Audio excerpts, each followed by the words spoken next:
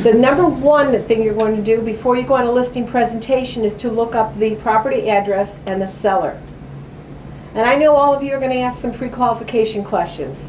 Things like who's moving, where do you want to move to, why do you want to move there? You're going to ask the who, what, when, where, why, and how of every consumer that you're going to work with before you start working with them. An additional question could be, Mr. or Ms. Seller, are you current on your mortgages? They may say yes, they may say no. Again, you may be a stranger to them. They may not want to get into that with you over the phone. Feel confident that when you run a property address in Realtor's Property Resource that you can look up the Fannie Mae records just by clicking on the tab that's called History. And I'm going to show you that in a few minutes when we go live. This could also be a source of listing leads, couldn't it? See, we have what's called distressed properties. The distressed properties are the ones that are in trouble at the bank. It's a financial hardship on the property. It has nothing to do with the condition of the property. That's your surprise when you get there, right? We never know what we're walking into, do we, on these properties? They're always a surprise. But financial hardship is something else. So those Fannie Mae records, this could be a lead source for you. Not only that, is there anyone here that does expired listings? Yay, George does? Good for you. That's the fastest way to change your business, is to go after the expired listings. At one point in my career, I had to go back to residential sales. I came out of training for a couple of years while I had to start up my own business and start over. You know, during the recession, a lot of us had to rebuild and start over, right? Mm-hmm. Well, I decided to go after the expired listings, so I did. I listed 22 properties in 6 weeks.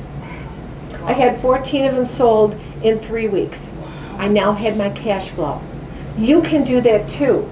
And I did it before we even had this service. So now with this service of RPR, you're going to be able to look up those distressed and expired listings so much quicker and get after these people. Of course, you got to put your little detective hat on, right? You got to be able to find these people, find a phone number, right? Go to the door, mail something, call, and repeat until you find these people or they list with somebody else. So under researching property details, there's a lot you can do here. Let's look at it from another point of view now. Let's say you're working with a buyer. Hey, this is sunny Florida. And if it's not sunny today, those buyers are going to call you and they're going to say, hey, I want to look at some houses.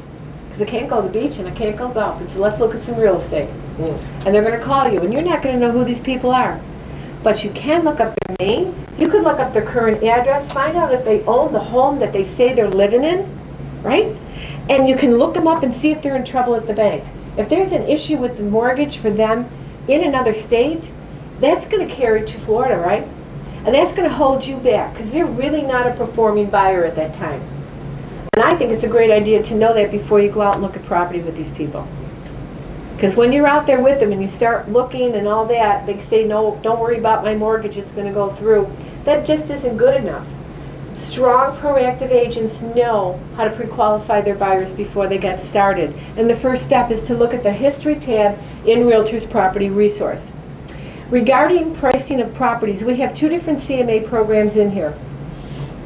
One is similar to the CMA program you'll find in Matrix and your MLS software. However, we have pricing tools in here that you don't have in any other software program at all. We have a return on investment tool. You know how these houses are maybe 1,650 square feet and you've got your CMA ready, you go to the house, and all of a sudden you're walking through the home with the owner, and the owner says, and I've done this myself, you go to grab the door out to the garage, and you go to open it up, and you think you're walking into the garage, and all of a sudden you see a phenomenal master suite or a family room. And the owner goes, surprise, look what we did. And you go, oh great, that means there's no permit on this house, right? That means my CMA is wrong. Well, when I coach and train agents, I tell people all the time, you must learn how to do pricing adjustments when you are on the spot in front of the consumers. Because consumers today do not want to wait for you to go back to the office, do your research, come on back out again. They don't want to wait for that. And experienced agents that know how to do their pricing and know how to use tools like this know how to do that pricing change immediately. You can always go back and finish up your CMA and run some different comparables later, but it's very important that you keep that listing conversation going while you're there. Would you agree?